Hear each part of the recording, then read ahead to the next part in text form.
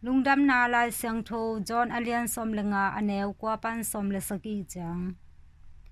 Yesuin anung zuih te tungah hi bangin again hi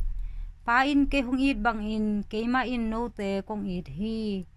kaina sungah un keima in kapa thupiakte zuih a hong itna sungah Kuamah bangin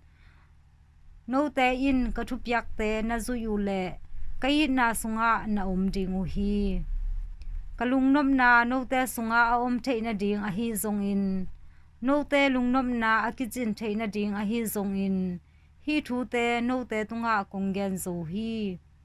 keima thupiak in keima in no kong it ma bangin note khat le khat na ki it un Kuamah in lawmte tang ding si ngamna sanga itna lianzaw anei Kuamah lo hi note in ka thupiak bangin na zuih le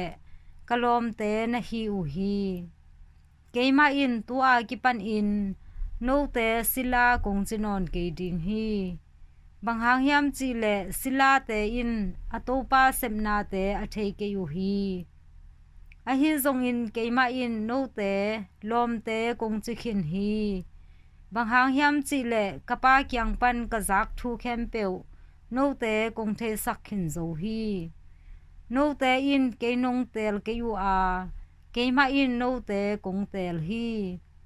note pai-a ga in naga u akip ton tung na ding le Keimah min to pa kyang a nanget khem pe u ama in a hong piak na ding in Keimah in note kong koi hin zo hi note khat le khat na ki un chi thupiak kong pia hi in to pa Lungdamna Lai Siangtho hi Kristu to pa on na tunga phanna ta hen